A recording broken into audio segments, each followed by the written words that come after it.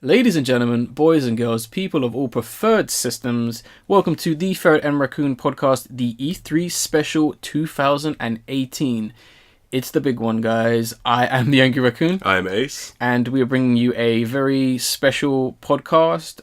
It's a shame that on the usual podcast, we don't always talk about gaming. Yeah. So this is kind of like the amalgamation of that lack and kind of filling that void, because we are big gamers for those of you who are fans of the Ferret and Raccoon podcast, and we are bringing you, hopefully, we don't know, because this is, as we are doing it right now in real time, hopefully not too long of a special. We are going to be very brief, because we're not talking about every single game. No, there are some games where we just don't care about, and we're like, nah, just skip it. Some games will not be mentioned.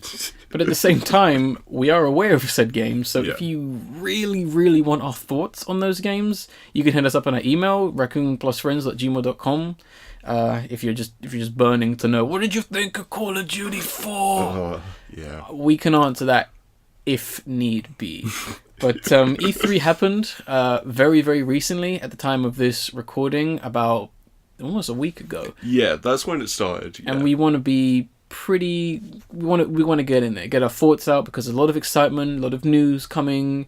I think kind of everyone got what they wanted to some extent. There's something for everyone. I would say, at least, even if it was the bare minimum. So we want to just get straight into this. We're not going to do any real news on the usual podcast. We are getting straight into the press conferences, and we are going to kick it off with EA, Electronic Arts. They kicked off the first press conference. I think it's quite funny that they kicked it off, because we kind of, in some sense, went from least memorable to more memorable.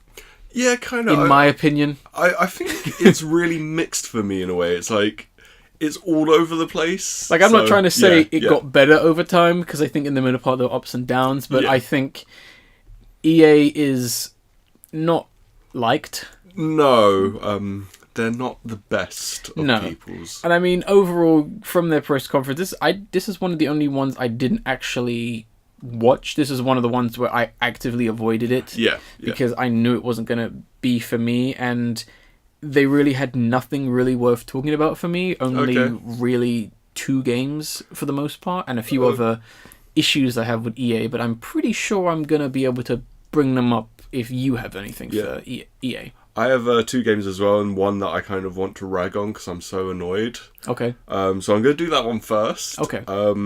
Command & Conquer Rivals. Okay. Okay. Command & Conquer, one of the best real-time strategy series of all time, has been reduced to this, like, Clash of Clans one-screen bullshit. Why? Don't drag the name of this franchise down into trash. I've never played the series. I have no fond memories of the series. I have heard and seen the upset, and I think it's despicable, because it is just one of those cases of got to do something. And they had the nerve to put Kane at the end of the trailer, the most memorable Command & Conquer character. They had the nerve. It's to get all the fans in. Everyone hates this. It looks so bad. The game, or just the game completely. It's all right. The worst possible thing. It's like when they did that really shitty microtransaction Dungeon Keeper. Oh yeah. The second, I think it was Dungeon Keeper 2. I think they called it, but they keep doing this. It's one of those things where it's not nice for everyone who was unfortunately interested in it, but it's one of those nice backfires where it's like, what were you actually expecting people to just be like, yeah, I'm hyped for that? Yeah, exactly. It was kind of the same with Microsoft a few years ago, where they were like showing off the Project Spark game, and then they kind of was like, Conquer from Conquer's Bad Fur Day, and it was like, oh man, it's a fake game. We're getting Conquer back, and the EAs are like, no, you gotta make Conquer in the game. And then immediately, I've never seen a game die like literally so fast and on stage. Like, that game had no chance. I know, it was just glorious. And this is one of those cases where EA is gonna go, wow, no one's playing Command & Conquer on the mobile. I wonder why. Is it because the mobile market is still a very tricky market to even just...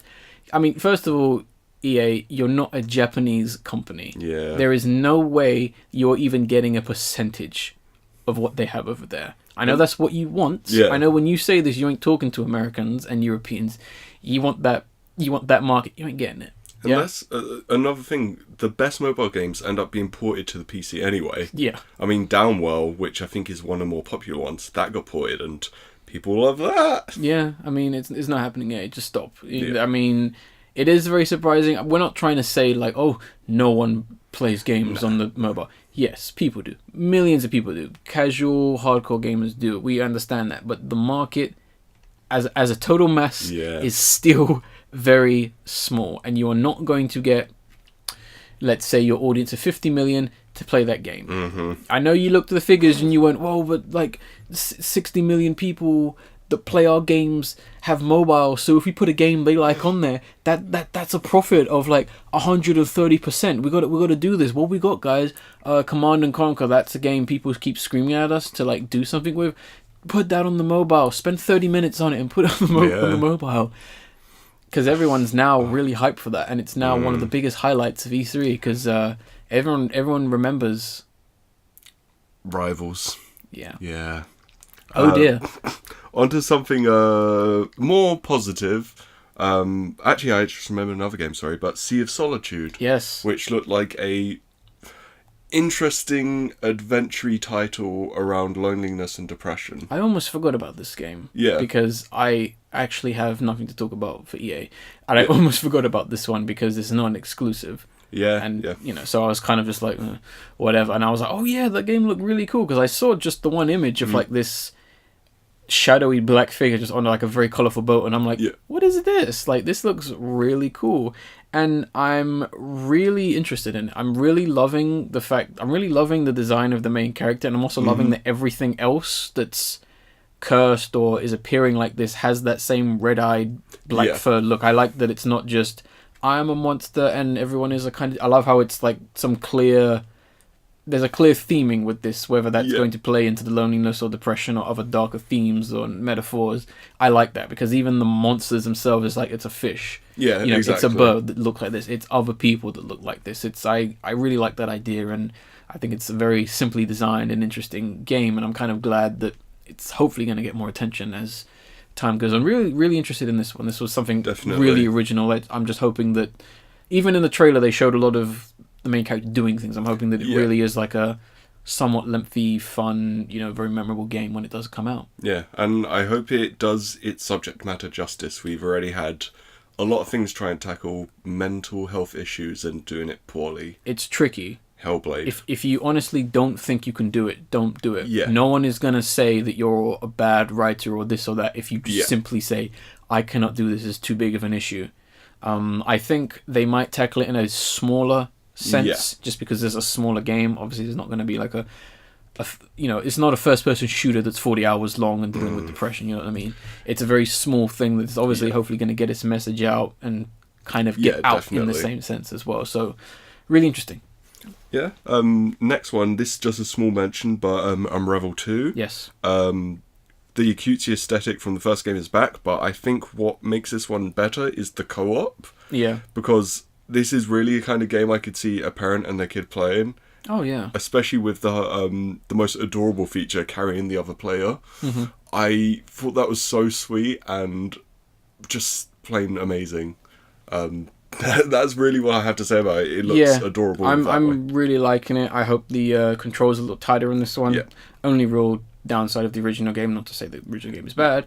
I'm really happy that the EA was like, hey, this thing is actually really cool. Let's give them another chance. And, you know, I think it's the natural evolution of the game, honestly. And yeah, it's already out now, which is great. Yeah, I know. So go play that if you can or want to, I guess. I'm really loving the, hey, guess what? The game's out now thing that everyone's doing. It's amazing. It's had a bad rep in the decades of E3 that's existed, but I think that's fine, where it's like, hey, it's a little thing. Yeah. You know, instead of releasing a console on the day. God. Last E3 thing that I have is Anthem. Mm-hmm. Just to say that they've really shot themselves in the foot with some of the things they've said. Boy, have they. The biggest killer was no romances, and every BioWare fan just walked out the door at that point. No, thank you, ma'am. That's... That's one of the main appeals. It's the fact that you can have romance in a game that isn't about romance. And the problem is it shouldn't be. Yeah. It really shouldn't be. It should be an aspect that people really enjoy, and I do not like the idea of a lot of people coming at their games and, like, I probably can get some flack for this and kind of going, oh man, the romance is so good. I don't think it is. I don't think it's the selling point of the series, because I think there are way more interesting things in that franchise. We're talking about the Mass Effect series, just so that you guys know, like character design. Yeah. That's one thing. And I hate that has become the end-all thing. Yeah. When people say that Andromeda was bad because the romances were bad, that is rubbish. Yeah. Andromeda was problematic because it wasn't fully realized technically. Yeah. That's why it can be considered a bad game, whether you like it or not. You have a right to say that game is bad just because it doesn't play well. You don't really have a right to say, oh, Mass Effect 1 is bad because it's old. I'll still defend Andromeda, but yeah. No, you have every right to. It's definitely one of those cases of, it's one of the few franchises out there that has romances and isn't about romances. Yeah. And that is a key appeal of it. People are getting it twisted now. Yeah. Because they're like, oh man, I like to see softcore 3D modeled pornography, I guess. Oh, Witcher 3. Well, I would say that's, although it is a bit more graphic, even I would say they spend a little bit more time on that, and I don't know. I think they spend too much time on it when they should make a good game. Oh dear. But yeah, just from what I've seen of Anthem, the flying looks fun, and everyone who's played it, the demo of it, which they haven't really shown, it's just behind closed doors. It feels good to play from what they've said. And that's all. This is going to be an interesting one because EA made a big deal to say there's going to be like no loot boxes, no subscription, no pay to win. And I find that so suspicious. Yeah. Because it's almost as if it implies that poor sales from certain games has probably struck a nerve with someone. A lot of bad press has probably gone, oh, and given that EA is kind of tied to another big giant, and another big giant has probably gone, you know what, our game didn't sell pretty well. Yeah. And you guys have the license to make said game. Probably not good. So they're probably coming out with this fluff of, oh, we're not going to do this, we're going to do that. They are going to do it. Yeah. If they were actually being honest, and I'm sorry, this is actually truth, if they were being honest, they would cancel Anthem. Or at least push it back and redesign it. This game was made for DLC and loot boxes and subscription and DLC.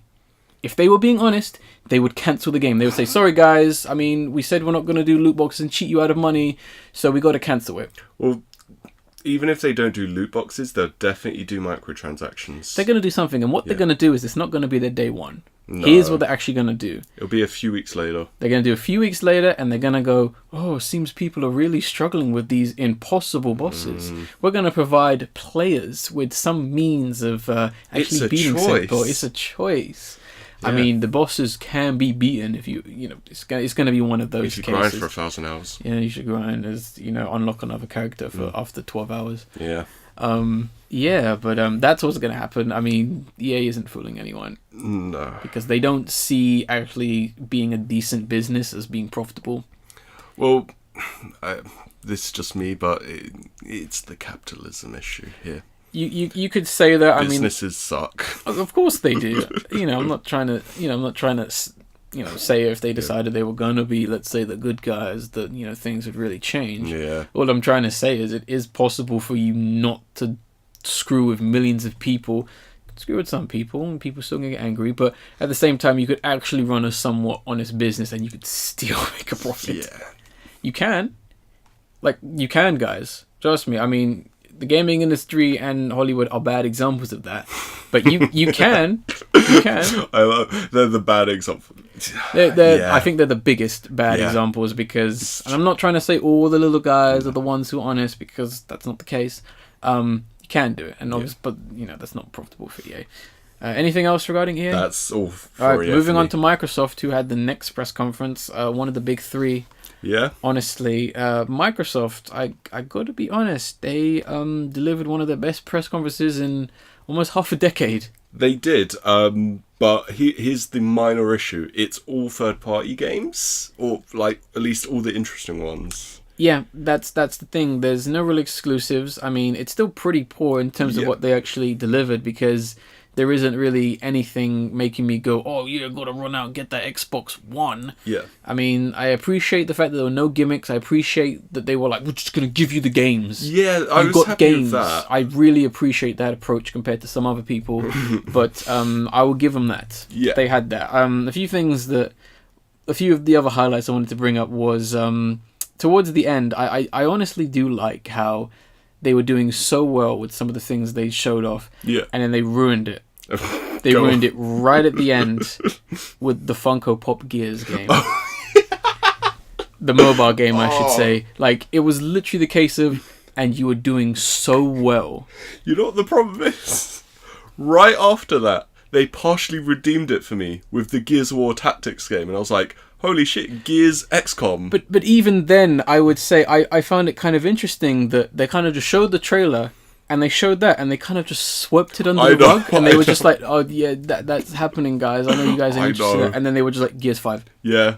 Like, the most, like, so unenthusiastically, Gears 5, literally like, yeah, here's another one, guys, is Gears 5. I mean, if you like Gears, whatever. Yeah. But, like, that was, like, so unhype. Like, maybe it's fatigue that Halo and, like, Gears are just not what they're meant to be anymore, and that's understandable. You've run the series into the ground. You are literally... You're grasping at straws now. I mean, you're not gonna get any brownie points just because the main character is female, guys. I'm just gonna let you guys know now. They will get brownie points for having fur collars on power armor, though. That is amazing. Having what? Sorry. Fur collars on power armor. Dead Space 3 did it. I know, but every time anyone has it, I love it. It's so nice looking. It's nothing special. Their desperate attempts at colour were quite funny as well. Look, you go to the ice place.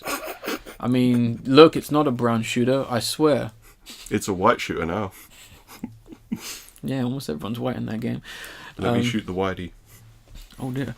But yeah, I thought that was quite funny and kind of interesting at the same time. That was kind of like my general takeaway, where it was like, oh, guys. You're doing so good. Doing so well. Like, there was no need for Gears. Like, I would have much rather than just come out literally almost in a mic drop sense of being like, Gears 5, drop the mic, just walk off.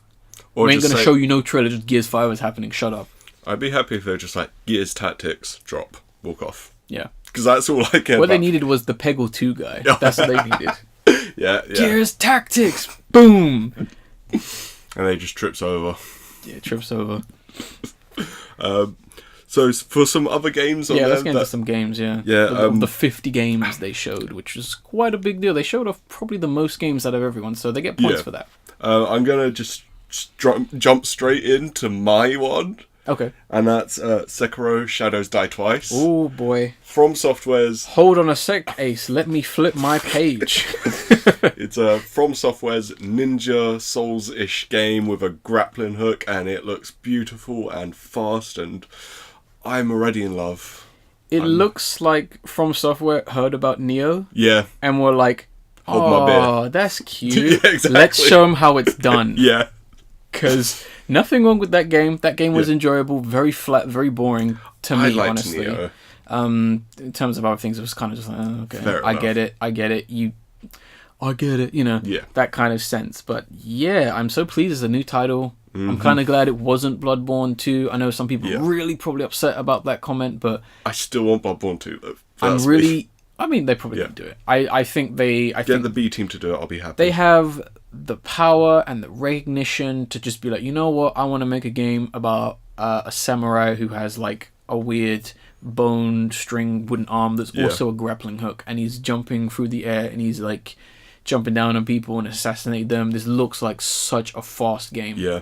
And great thing, I was watching the gameplay kind of demo-y thing when they were talking about it, and they were saying how its world design is far closer to the first Dark Souls, so people who liked the more mixing roots kind of thing probably going to be very happy with that. It definitely seems like that. Yeah, and it's definitely got the more kind of open way, like progression-ish for the player, which I'm very hype.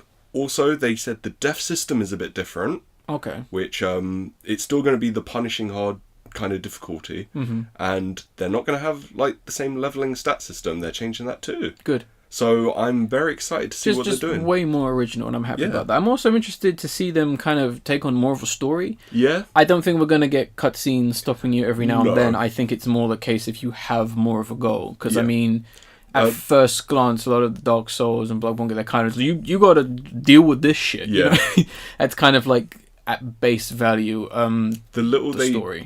Did reveal, which they did say is going to have a bit more story, but it's going to have the same storytelling as the previous one. Yeah, which is fine. I can tell that. I'd imagine the little the cutscene we see in the trailer is probably the beginning of the game, literally. Yeah, and you're searching for revenge for the person who took your arm is one of the main kind of plot points. Yeah. Which, very intrigued. Which is interesting, because I think I watched a gameplay, and I remember the name itself implies two. Yeah. Which is quite interesting because, if I remember, it implies like two or taken or used to have more than one. Yeah. And that's playing into a lot of themes because obviously the main character lost his hand. Now he has two. He's got two. Also, something else has been taken for you. The prince, which you were guarding. You know, so there's a lot of very taketh, giveth two kind of theme. Shadows die twice. Yeah. So they've said that's kind of very interestingly be woven into their like a theme of like twos, and you'd see like a lot of cases of a lot of the villains we've seen are definitely wielding more than one sword, which is interesting a lot of the time. It definitely seems like there might also be two stages to said or two ways to approach the boss, or two ways they're going to attack you, which is quite interesting. I'm liking that very simple but interesting theme with the series. Also, boss on a horse. Yeah, I was just happy. That was pretty crazy to see. I was like, oh my gosh. I was like, this is going to be good. And the boss is just flinging you all over the place, which is great. Just like grappling onto him or something. It's going to be cool. I'm hyped. I'm really looking forward to this game. I'm really hyped for it. Do you want to go to a game next? Or? Yeah, sure. I'm going to talk about one I'm still looking forward to. That's Metro Exodus. Yes. Yeah. There honestly isn't too much to say because I'm very familiar with the series, so I can only really pinpoint the more different things that were shown. The use of Massive Attack's Angel in the trailer, the way they edited and paced everything to that song, and the way they basically showed off every single thing that can happen in this game was perfect. That is what you call editing right there. Yeah. Like, everything was shown. Like, all the new features, what we already know. And, I mean, the song Angel itself is a very eerie and, almost kind of disturbing song in a sense, because I'm not going to say what the song is about, because let's talk about it in the context of the trailer. And even just, like, having the line, "You are my angel," given the fact that the main character, Artyom, has his wife now. Yeah. Was whether that was intentional or not is quite interesting as well.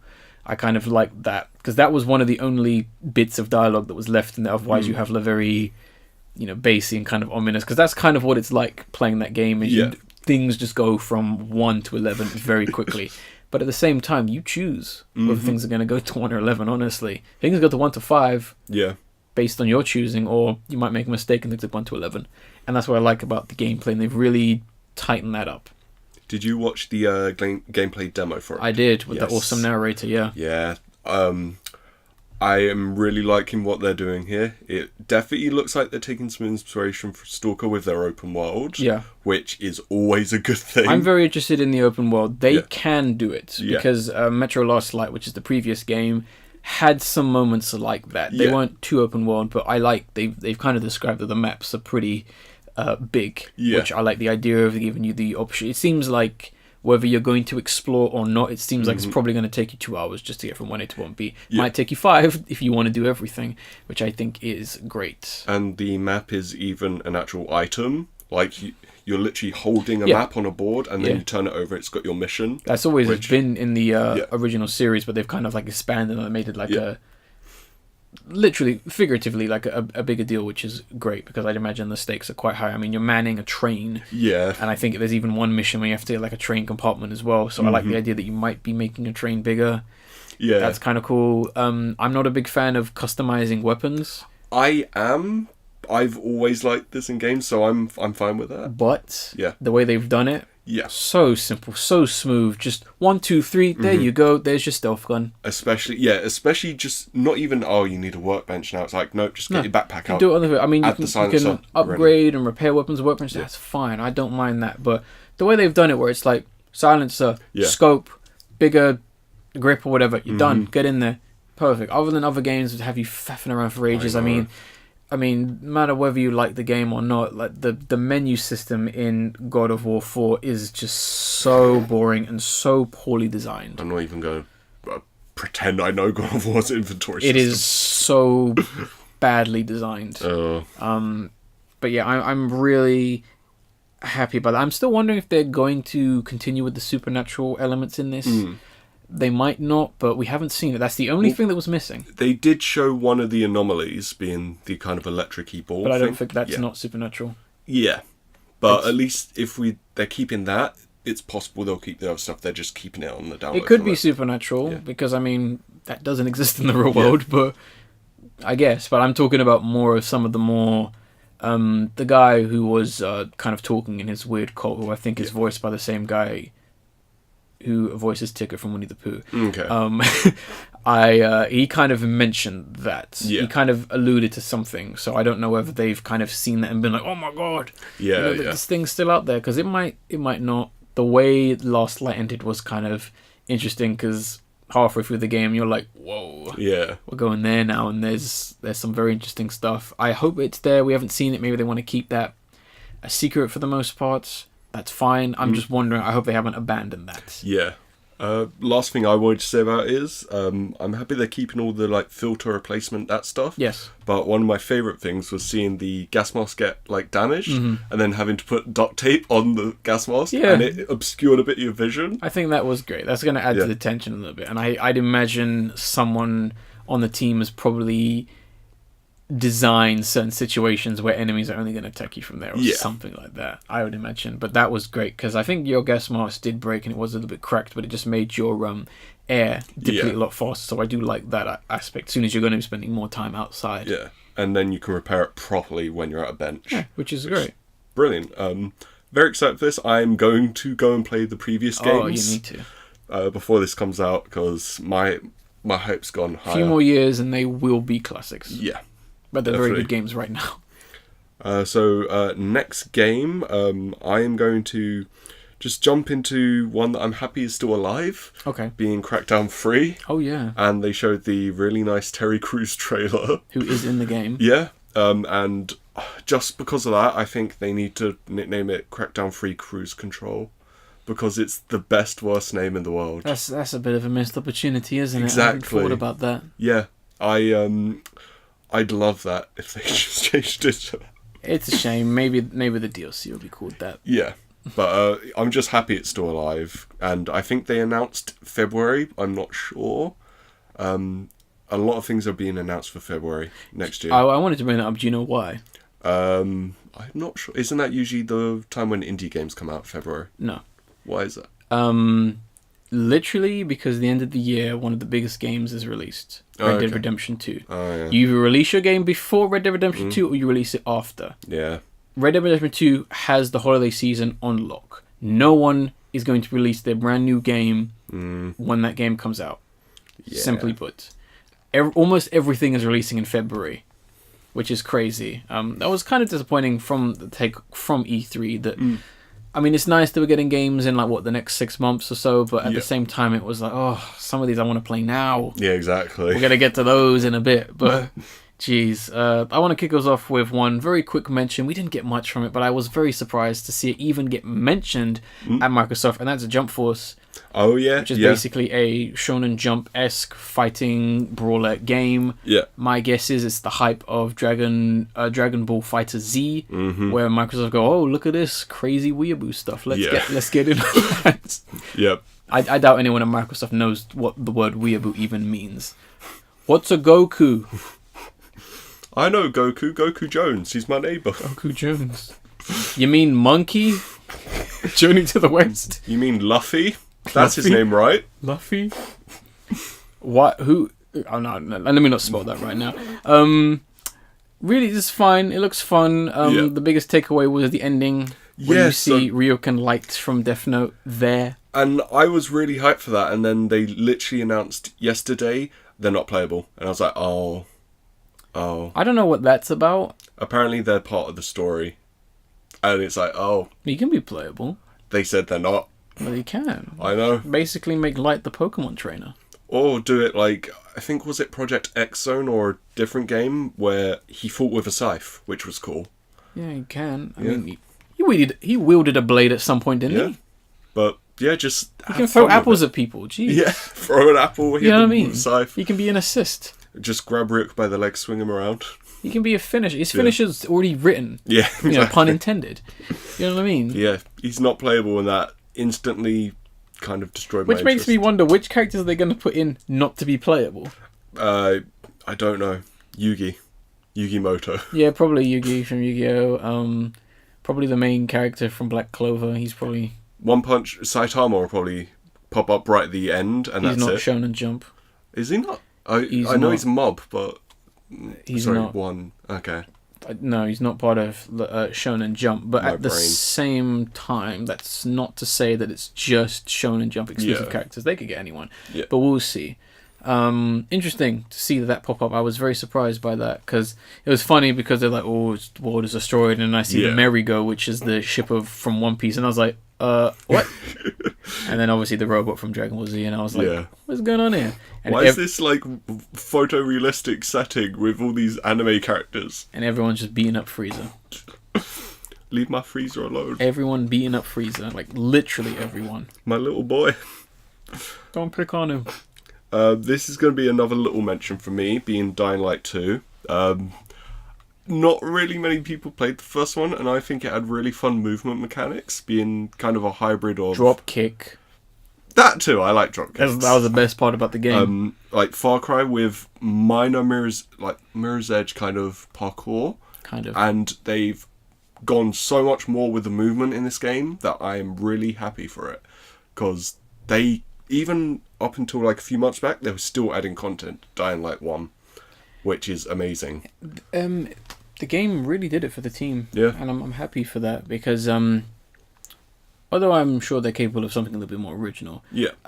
It was nice to see something like that happen. I saw it was fine. It's not really a game that I'm going to rush to pick up even if it's on special, but, you know, whatever. I mean, Troy Baker still bothers me, but still, not to the point where I'm not going to buy a game with him in it. Yeah, he bothers me as well, especially when he plays a Native American character. It's like, oh... Which character was this? Delson in Infamous Second Son. Oh, jeez. It was like, wow, mate. Good job. Uh-oh. The most whitest guy ever. Exactly. Like him and... he's colonizing people's roles him now, and too. Jared Leto need to hang out so they can stay as far away from me as possible. Yeah. Just put them all in the room. They can talk about how good they are. To be honest, they'd probably kill each other over their ego. Probably, yeah. Think this is a big mention one for a lot of people. Devil May Cry 5. Oh boy, is it! So I just want to point out, I love the girl. Everyone hates her, and I love her. Yeah, the lady character. We didn't get to see too much of her. She's still unnamed. Yeah. Unfortunately, I would be interested to see what she has. It's probably because she's black and she's got dreads, isn't it? Oh, she's white. Oh, is she white? Sorry, Yeah. excuse me. I'm thinking of someone else. She's got white, lots of tats, like lots of gun tattoos. Yeah. Specifically two, like right over the crotch area, and it's very phallic. Of course. But she's driving a van through know. England. I kind of love it. Like, no one who isn't gonna look like that is gonna do that. Exactly. Like, what are you people on? And she's got the worst humour, and I love that. I love bad humour people. And Nero's like, oh, please shut up. It's like Dante in DMC. I loved that. Everyone hated it, but I did. I didn't like the writing. I thought it was just atrocious because they were just trying so hard. I loved the writing because it was so dumb cheesy. I mean, when you compare that to Fill Her Soul with Light, you know, one writing's better and one's just terribly hilarious. It was way too try hard, and that's why there isn't going to be a DMC Devil May Cry 2. That's Devil May Cry 5. It's literally the same thing. Not. It's basically It's not. They're like twin sisters. It's not. That's why it's called 5. Because they were like, no more of that rubbish. DMC. I don't consider DMC rubbish. Is 4. No, it's not. 4 came out. We're changing the timeline here. It's its own game. That game, well, yeah, because so many fanboys got so upset. Hell no, they're gonna do another one of those games. The game was great. It was really fun, but not to say that the fans, won the situation. It's just a case of, right, now that we've done that stopgap, let's get on to 5. Also, guess who wrote DMC? I don't know. It was the writer of Ex Machina and Annihilation. Did he actually write that? Yep, he wrote it, and I love that. The story or dialogue and everything? Wrote everything. Oh, and jeez. I love it. It's literally, I want to be cool in the best ironic way possible. They should have put that on the poster for Annihilation. They might have actually released it in cinemas overseas then. Yeah. From the writer of DMC, Devil May Cry. Exactly. And Ex Machina. Yes, that's a good film as well. Yeah, that's very bizarre. I just didn't like how try-hard it was. I'm not saying it was Fair enough. awful. I just didn't really like the game's approach to be like, no, you will like this Dante. You will like him. I didn't like that. I didn't think they wanted you to like it. I thought they wanted you to see him as kind of a dick. No, they wanted you to like him. All right. It was, and I'm not saying like I didn't like the fact that he was a bit of an arsehole. All I'm saying is I didn't like those very few attempts where it was like, no, this Dante's cool. You gotta like. I don't have an issue with the writing or the story or anything like that. I just have the issue with those few moments. That's the game's only real shortcoming was if they had just ignored the haters and not baited them too many times and stuff like that, you would have had a much stronger game. But at the end of the day, you shouldn't really reference idiots. Yeah. Don't do that, guys. If you're gonna remake something, you remake something. You don't do stupidness like that. But Devil May Cry 5 is looking fresh. Yeah. The combat looks nice, and they actually said the animation isn't too cartoony because they're going for the more realistic graphics. It's faster. It looks good. It's got a little bit more punch to it. Yeah. It's really feeling quite speedy, and it definitely feels like when you're gonna slice someone or punch someone, you're really gonna like break bones in that game. And I'm also liking, like we already mentioned, the unnamed character that you're following with. I'm liking this weird bus car with the Devil May Cry logo, with the logo on it, on the Neo lighting, and it's feeling a little bit like Scooby-Doo. And they're in London from some of the scenes, which is an interesting change of pace, which I'm happy about. And then Old Man Dante pops in with his Joey Wheeler face. I don't know. I think it's because he didn't have glasses on. Yeah. And he was like, "Oh my god, this wind today. This England wind is strong, stronger than what I'm used to." I think that's what actually happened. But I did like that interest. I like that scene. It was definitely like a, oh, wait a minute, guys, I'm here to join the party. I don't know why Dante is rough voiced, but that's how I imagine why he is a little bit older. But hey Nero, I'm still ready to play. I do wonder if he actually is going to be playable in this. I hope so. I could see that. Like, don't have an issue with us playing with Nero. I like Nero. Yeah. Some people don't, and those people are silly. They're not silly. They're idiots. There's a big difference. I was trying to be nice. No, never be nice. It shows weakness. But yeah, I think the last major thing that I have to talk about would be Cyberpunk 2077 for this. Yeah, I didn't really have much to say about this. Yeah. I mean, the way they introduced it was nice. Yeah. I like how you can kind of tell it was going to be a Cyberpunk 2077, is it? Yeah. Trailer with the, the little like on screen where it was like the red text and then CD Projekt Red. I was like, okay, that's a nice way of doing it. I thought the trailer was really cool, but at the same time it was just like, don't really care about the trailer. I kind of just want the game. Yeah. This is 5 years in the making. You guys need to start showing things now. Yeah. Which another game which has been in the same situation has finally given more details. You guys need to catch up, otherwise you are going to be the next Watchdog. Yeah, yeah. And we don't want that. I don't want that. This trailer, fantastic. Yeah, it's got the whole cyberpunk aesthetic. You've got the neon-y bright colours, the punk look. Yeah, really. I wasn't expecting a hard punk, very, especially British punk, aesthetic. Didn't see that coming. Now, I hope they can get the thematics of cyberpunk, because everyone gets the aesthetic.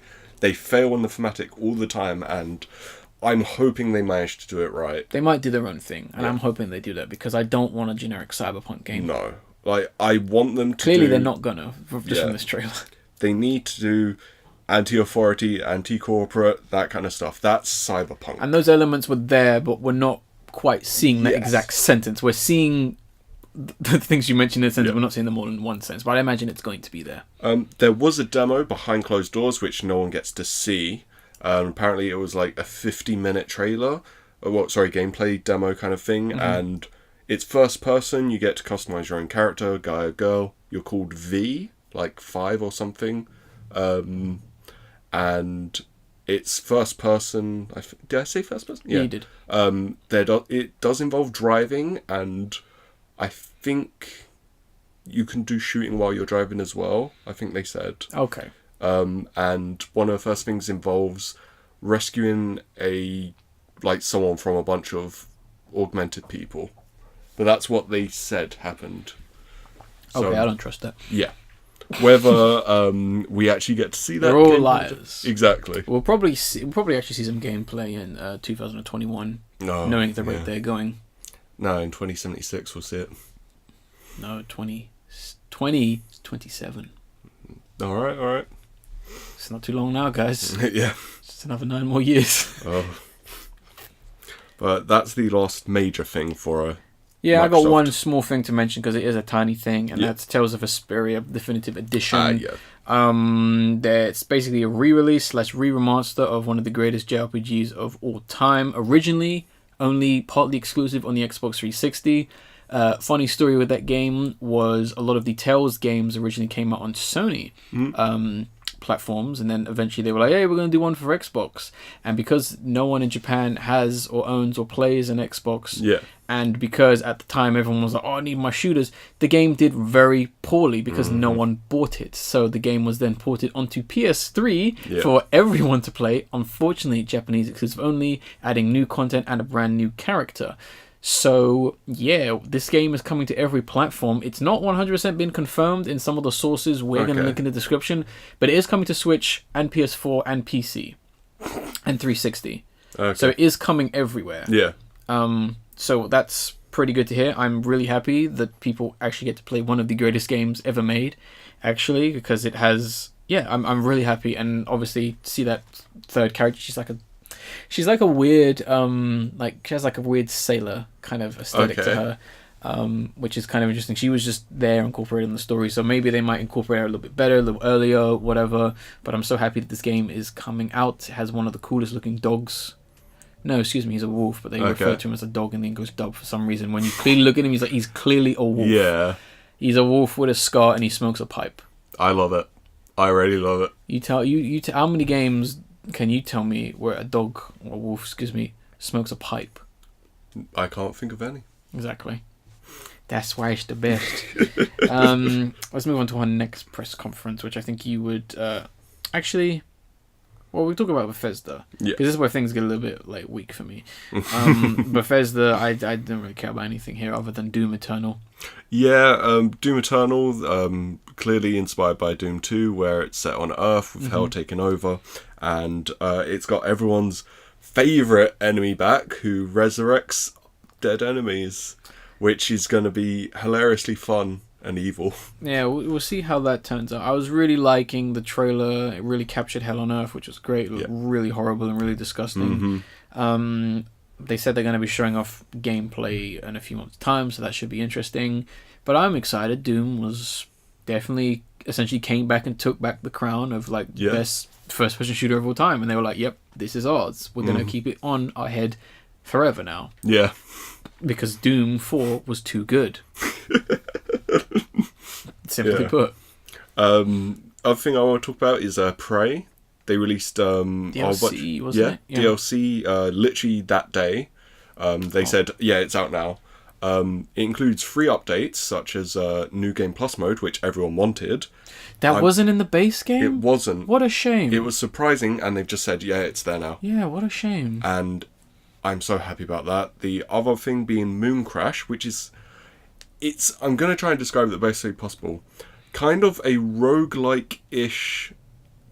random dungeon in a way, where you're going through and placements and traps and enemy locations are randomized, and you continuously go, you can keep going through and things will be in different places, so your approach will always feel different, and it sounds very interesting to me. Fair dues. So honestly, for Bethesda, well, I was surprised by this because I thought Bethesda would just be like, nope, Yeah, not caring about that game anymore. exactly. Given how it had such a small following, I was like, Yeah. okay. I was really happy with that. Todd Howard came out and killed the Skyrim meme. Todd Howard. Yeah, he acknowledged its existence of Skyrim being on everything and made a joke video about it, and the meme's dead. Press F. He killed it, yeah, to pay respect. Exactly. I think the last thing I've really got to say... I mean, that meme was so big. He would have... Yeah. I mean, if you guys had kept it on the low, this never would have happened. So you're also partly to blame, guys, as well. Blame yourselves, As kids. Well. Kids. 12-year-olds. Bethesda proved that they don't understand Fallout with Fallout 76. For like, what, the 5th time now? Yeah, 3rd, I guess. I mean, Fallout 3, Fallout 4, 3, 76. 4, 76. Okay, yeah. Our short shelter, they kind of messed up the idea of. 3.5. Yeah. I think the most hilarious part is always online. There are no NPCs except for robots, and you can still have people's loot by nuking them. That shows they understand Fallout. How does this game play? Because I have not seen anything to do with this game. It's basically... Does it look like Fallout 4? Yeah. Essentially, Fallout 4, you get to build your own settlements kind of thing. Go through areas, get resources. You run into other people. You can kill them, take their stuff. Oh, okay. There are like power plants or like nuclear launch sites around, and once you've done certain things, you can launch nukes at people's bases and take their shit. Oh, so it's extended DLC for Fallout 4 then? Essentially, but sold as its own game. Okay. Yeah. And they don't understand Fallout. They don't understand anything about the series other than its iconic imagery, and that's it. Which unfortunately is going to become very uniconic at this rate. Next press conference I was just going to say they announced Starfield and Elder Scrolls 6, which are... Oh, you said Garfield. No. Like, what? Starfield and Elder Scrolls 6, which are going to be their single-player RPGs. But that was it. They just showed the logos. I thought Elder Scrolls 6 was a joke. I honestly thought it was fake. No, they just showed the logo, and it was like, yeah, okay. It's like, oh, where's it set? What's it? Logo. Whatever. Yeah. Really, probably the quickest one we have here. Square Enix. Oh, Devolver Digital was... Would you like to Devolver? Well, yeah. let me do Square Enix go real ahead. quick, and all I want to say is, unfortunately, it was nothing new. They had nothing new to present or show. It was stuff that is coming out in the next 4 to 7 months. It was nice to see things like Kingdom Hearts and some of the other stuff, but at the end of the day, it was nothing really interesting. Octopath Travelers is the most interesting thing they have coming out very soon. Kingdom Hearts is looking great, but everyone showed that, so it kind of left no impact. But shouldn't have bothered coming, honestly. I found Square Enix to be one of the funniest ones, unintentionally.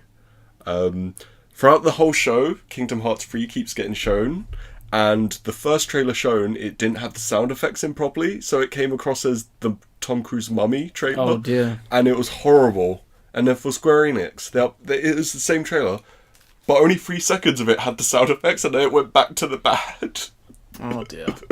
And it was like, what is wrong? Why are you doing this? So it sounded horrible. The mixing sounded off because there wasn't the sound effects. And then I found out about this whole thing to do with the Kingdom Hearts fandom called being naughted, and I couldn't take Kingdom Hearts seriously from then on. It's I'm not a professional on Kingdom Hearts, but that is not a canon. Yeah. That's not said in the series, so you can ignore that and you can give the series its respect back. But I just hearing people say Aqua got naughted, and I'm like, that is the dumbest thing I've heard. It's dumb. She's evil. That's all it is. Maybe she's evil. I don't know. That was embarrassing for me, and I found it funny. You cancelled your pre-order of Kingdom Hearts 3 right there and then. Yes. The next funniest part from Square Enix was the trailer for The Quiet Man. What is? I didn't even look at that. Okay, so essentially you see these 3 Spanish-American stereotypes sitting there laughing. Oh dear. With tattoos. And then this pasty-ass white boy with the worst, long hair on one side with undercut on the other, walks up to them, and then it turns into game graphics and he beats them up. And it's like, this is horrible. And the name is so stupid. Like, the character's deaf, so the Quiet Man. Should have called it the White Man. Jeez. Yeah. It was... the racist man. Yeah. It was so embarrassing, and I want to know more because it's so bad looking. It sounds like a joke game. I know, It sounds like an April Fool's. It does. It sounds like something. It sounds like an April Fool's if it was actually called the White Man. Yeah. You know what I mean? But that was horrible and hilarious. I couldn't believe it. It sounds hilarious. Devolver Digital. Yeah. They basically did the same thing they did last year, which I don't think worked as well. Okay. Last year was very subversive, that no one had ever done that kind of thing, and they basically did the same thing, and it fell flat for me. Okay. And it also made me think that some of the games they were showing weren't even real. Like, oh hey, it's an open world prison sim, and I was like, that's a hilarious... Oh wait, it's a real joke. Oh, it's a real game. Oh, that's not great. Yeah, the problem is you really gotta blur the lines a little better. You gotta... It's fine if you want to make up a fake game, but you gotta make sure that everyone understands that it's fake. Yeah. Otherwise, people will get upset. And I started realising they were showing real games when they showed My Friend Pedro, and I was like, oh, these are real games. Yeah, you kind of failed here, Devolver. I'm sorry. And My Friend Pedro's looking pretty good. I know, it's looking so sweet. It's got some nice movement to it. It's a nice mix of Mad Max and Hotline Miami. Mm-hmm. But it feels completely original on its own, which is great. I love it. The first time I saw anything about it was a GIF on Twitter of someone on on a skateboard going through just killing all these people. And I was like, I'm following this guy now. Pre-order. Yeah, exactly. But the game's digital. Pre-order. It's out next year. Pre-order. I'll pay the whole thing now. You take card? Yeah, exactly. But really, that was it for... I think the best part was one guy saying, okay, mum, during the that presentation, which was funny. Okay. Yeah. Fair enough. And then we also have... was it PC? No, it was after. So we're moving on to... You could say the fourth runner in this. Yeah. Ubisoft. Honestly... There was nothing there for me.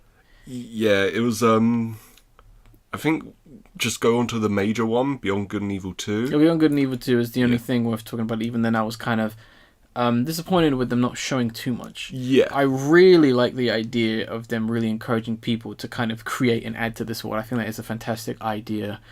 I think my issue with it comes under that it's spec work. I mean, I think for now they're saying spec work because I'd imagine that's what they're working on right now. Well, they've joined up with the group Hit Record, which is run by Joseph Gordon-Levitt or something, and it's all spec work. And it's not a good practice. It's not a good practice, but at least it's something compared to others. Yeah, I think it's one of those things of you have to be extremely cautious with it, and a lot of professional people are saying... It's not a good idea. Be cautious, kids. That's why I was more interested in just the smaller aesthetic stuff, like actual posters and stuff like that. That's what I'm more going on. Really, I think that's a great idea, and I think that as its own is its own nice idea, and it's a nice way of the Ubisoft once again showing that it actually cares a little bit more about its fans compared to other people, which is fine. I think that's enjoyable. That's one thing I do like about Ubisoft's press conferences are all about the fans, and they also, everyone, unlike some other kinds of fans, are like, yeah, we're the fucking best. Ubisoft people are like, yeah, I like Ubisoft. They're cool dudes. Yeah, I like that. I like that kind of nature and mentality. But that's all it really. Beyond Good and Evil 2 is maybe looking enjoyable. It's really hard to say. They need to show some proper full gameplay. Yeah, I'd imagine this game is probably 2 years away, but still. Yeah. I mean, the director had a partly playable beta a couple months ago, where he had the monkey character flying around their huge ship, and I was like, could have just done that, could have just polished it up a little bit more, but it's fine. From what we're seeing, it looks like it's going to play great. Still upset that it's a prequel, but and they did show Jade. She's back. Yeah. Charles was like, well, I'm still like, why is she? Yeah. If there's a prequel, what's going on? What's going on? It'll probably be like a soft reboot or something. They'll say It is a soft reboot. Yeah. I know that much, but I mean, people be way more upset if you were like, "Who's the new reboot? We're not gonna make 2 still." Yeah. But yeah, we'll see. I think next is for me Assassin's Creed Odyssey. Mm-hmm. So very very Assassin's Creed. Looks like they haven't done much different, but the announcement that this game's going to have romance options made every BioWare fan flock from Anthem to this.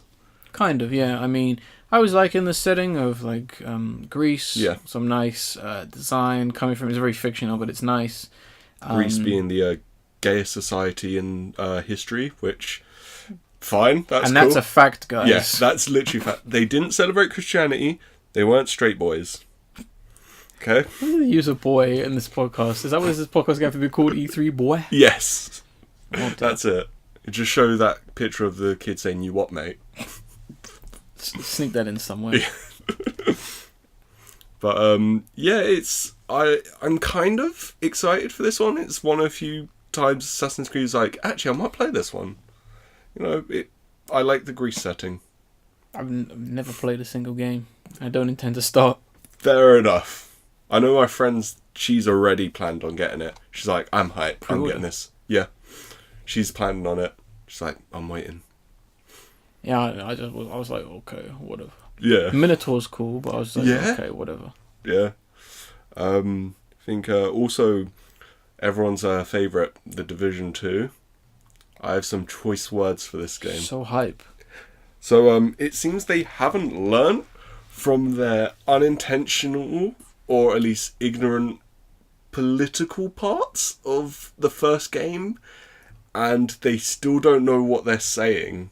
I mean, in the first one, you're literally killing street cleaners and people in hoodies and like looters, and it seems like they're continuing that stuff and they don't realise what that means, especially when you're like... Yeah, what that can imply to so many people's, like, not necessarily leanings, but just so many people's ideologies. It's not great. No, and it seems like they still haven't learned. They're doing the same thing, and now it's set in Washington, D.C., which is even more political.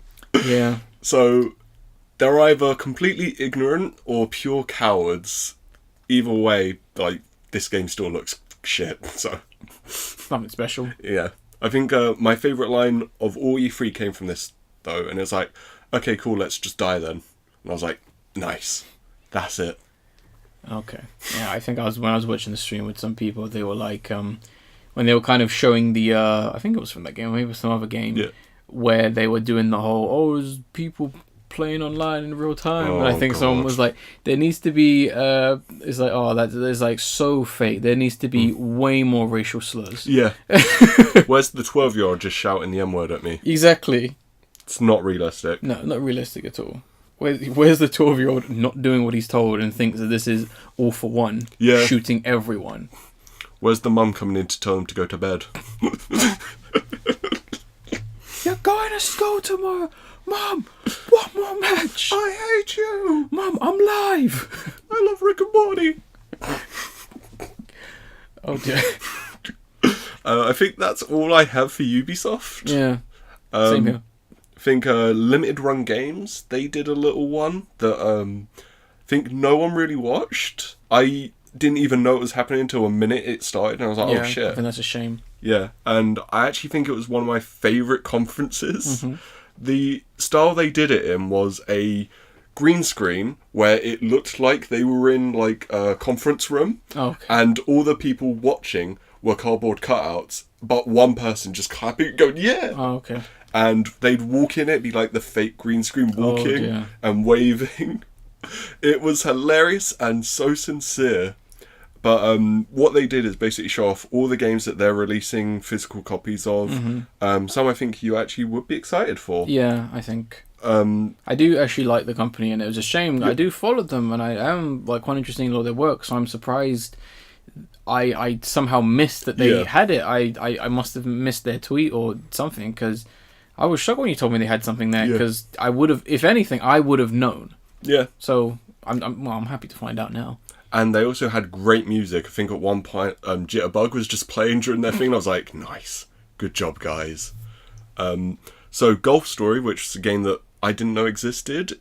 Essentially a golf RPG, which fascinated me. They're releasing on Switch, which I'm definitely going to get now. Iconoclasts is being released on the Vita. Yeah, which I'm happy about. Yeah. There was a little moment where I'm like, well, I'm not sure, but they are. I think the game's so anticipated that people want it on Vita. Yeah. Which is good. Probably the last game for the Vita. Yeah. Thumper, which is the best music game in absolutely ages, is coming to the Switch, which everyone should play that. There was Ukulele also coming to the Switch. Good. Only through limited run. I was shocked by. Spelunky getting a Vita release, finally. Good. I'm surprised it hasn't sooner. And or is it, don't you mean physical release? It is on there. Yeah, physical release, sorry. And Sword and Sanctuary, which was essentially 2D Dark Souls, which, so good. There is a lot more that they announced, but honestly, I'm very happy. They are worth checking out. If you are interested in older, slightly more obscure games, actually getting ports, please go to them and please follow them. And they had a very fun conference. It's only like half an hour long, so so you're not going to waste much time by watching them. It's going to be in the description and the download link. There, I will be linking all the hours in case you want to watch the press conferences in real time. But I will also be linking a GameSpot article that kind of details if you kind of just want to look through and get the basic gist. Because I know a lot of the games we don't explain the basic plots because it doesn't really need to be. But it'll be there for you guys to check out in case you want more research on whatever. We're not going to link every single game as a trailer because that would take too long. Next was the PC Gaming Show, which had my two favourite presenters of the night, being Day9 and Frankie. Day9 is the most professional man I've ever seen in existence. At one part, someone's mic stopped working, and in such the smoothest move ever, pulled the guy close so he could talk to his mic in a hug. Oof. It was so smooth. So well done. Like, brilliant. The guy's got it. Give that man a raise. Exactly. And Frankie, who literally looks like classic April O'Neil from the comics. She was the best joke maker of all of E3. Brilliant. And her time spent with that giant duck was great. Oh, that thing. Yeah, that was fun.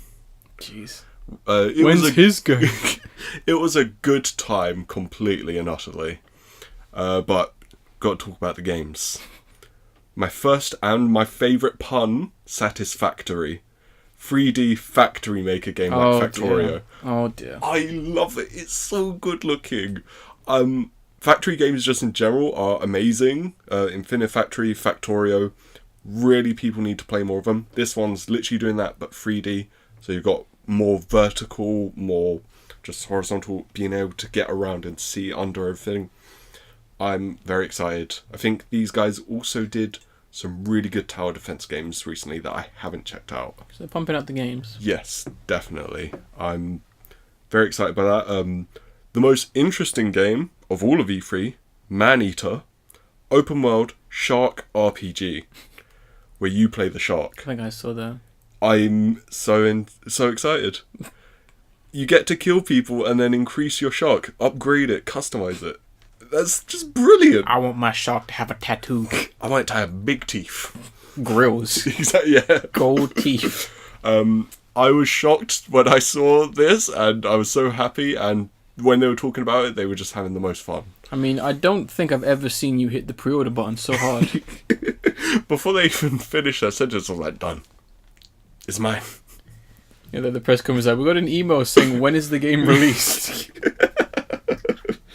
Can I have it now? I hear from the mountaintops. There's a guy waving cash in the audience. Can you settle down, sir? We'll get to the release date. Another one being Sable, which has probably some of the best aesthetics of all of E3. Much hasn't been said about the game other than it's a kind of quiet exploration, but it's just beautiful, and I'd recommend looking at it just for that. A side-scroller called Overwhelm, which it's kind of like the Castlevania or Mega Man-ish stuff, but when you beat a boss, the enemies get strength from the bosses, so over time the enemies get harder throughout the entire game, which I thought was a fascinating concept. That's something that could really be implemented into a lot of other games nowadays. Yeah, exactly. And I'm shocked it hasn't been done sooner. Yeah. Morningstar being a cyberpunk farming sim where you grow crops using software and hardware. It sounded so odd and so intriguing that I have to mention it. I had to put it on my list. Exactly. I had to pre-order. Yeah. Again, there's been a lot of really fun indie ones here. Ooblet's got another showing, which is the cutest farming sim ever, mixed with Pokemon, where you grow your own monsters and have dance-offs against other Monster people. Ranch or Viva Pinata. Yeah. It's adorable. I think one of the best things I saw one time was Jack from Red Letter Media wearing one of the Ooblet's tops. I was like, he knows what's up. He knows. He's prepared. Also, shout out previously recorded. Yeah, definitely. A shout out to that YouTube channel. It's a really good channel. Mm-hmm. And there was a game which I keep forgetting the name of, which is annoying me. It's essentially a first-person shooter game, but you collect DNA from enemies in order to try and regrow civilization. And if your character dies, you've got to start with another character, but you continue from where you are. I'll have to find the name of it, but it sounded very fascinating. You should tweet its name out. Yeah. I definitely talked about it during my live tweeting. But I would say make yeah, more of a poignant tweet. Yeah, definitely. Overall, there was just so many stuff I can't really name everything that was shown at the PC Gaming Show. Fair enough. But it was an amazing time. Mm-hmm. So we just hit the hour mark a little while ago when we have the two big boys to talk about. We're going to kick it off with Sony. Honestly, I was really surprised at Sony for showing so few games in favour of spending more time on their ego. Oh, God, they were the most pretentious piece of shit. Like, can we all agree, whether you do or don't care about The Last of Us 2, they spent way too long on that game. They really did. Like, give someone else a chance. You could have shown 2 more games in that time spot. You could have shown 3. You could have shown 3. And I mean, for your press conference to open with a guy playing the banjo, I don't care if he's the main composer or works at Naughty Dog. I don't care. That's really something. There is nothing worse than white guy with a guitar. Oh, I know. There is nothing worse than that in life. And some of you probably don't understand that. Not to be rude, you're too young to understand that phrase. But you will come to understand that there is nothing worse than white guy with guitar. They are some of the worst people you will ever meet in your life. Watch Todd in the Shadows. He'll definitely let you know. He will tell you. He will tell you something about white guy with guitar. He'll also tell you about girl with piano. Oh God, yeah. But my God, that was embarrassing. And putting it in a church as well. Like, really, guys? Oh, and the stupidness of we got to change the place, and we didn't get the mixing correct, and all this. Like, I really thought they were in a church because they were going to give the Vita a funeral. I was really confused. No, I was expecting Jonathan Seed to pop out and be like, let me tell you something. Far Cry 5 DLC. Far Cry 5 DLC. But, so, with Last of Us 2, I think everyone's forgetting when Last of Us 1 was coming out, and they were showing the gameplay trailer for it, when it was clearly doctored footage, because they're doing the same thing here and everyone's falling for it. It's clearly not gameplay. Oh, sorry, I got confused there for a sec. Someone made a very good point where they were saying that they were really liking some of the details and some of the stuff that was happening in it, but at the same time, they made a very good point, and I'm going to echo their point, and they said, go and watch the original gameplay demo for the first game, and notice all the things they took out. Exactly. Because there were some great details. Now, that's not how it's going to play, and I mean, I guess that's okay to some extent. Things happen, things change, you're too ambitious, you can't do it. I'm not going to take that away from them, but at the same time, don't lie. Yeah, exactly. That's the thing that caught me off the most, and the thing I hated the most. Like, it was way too smooth. It was way too ordered. Like, it was obviously like a cutscene, basically. And it is a bit of a shame because the game looks nice. I would love to play and see a game that runs like that. I think someone can do a game like that. Maybe even You Naughty need Dog. I think procedural animation for that. they are capable of it. I'm sure Sony will give them all the money in the world to make that happen, but they're not going to do it because they already have the money in their pockets. Yeah. And it is a bit of a shame. And given how they are treating this game as if it's the second coming, is not great. And that's why I kind of rip on The Last of Us. Also, it kind of just looked a tad bit boring for the most part. I was kind of expecting a little bit more involvement that the second game had. This kind of just looked like, oh, she's going to kill some people and there's some bad people which you got to kill because they're being bad. Like the first game. Well, the first game had a little bit more. It actually had likable characters. Yeah. I don't know about that. Well, compared to this game. I mean, granted, almost everyone died in that game, but characters that I remember, as opposed to like characters like Ellie's girlfriend, who's like clearly gonna die. Oh yeah, of course. Well, there's probably the cutscene she dies in. Yeah. But it's like already literally a minute later. Yeah, literally a minute later she's dead, and I was like, I'm not gonna remember her by the time the credits fall. I'm gonna remember the weird guy who had the whole town. I'm gonna remember him. I'm gonna remember the crazy woman who was part of the Fireflies. I remember her. I think my most memorable character from the first Last of Us was the two dogs that run off when you get near.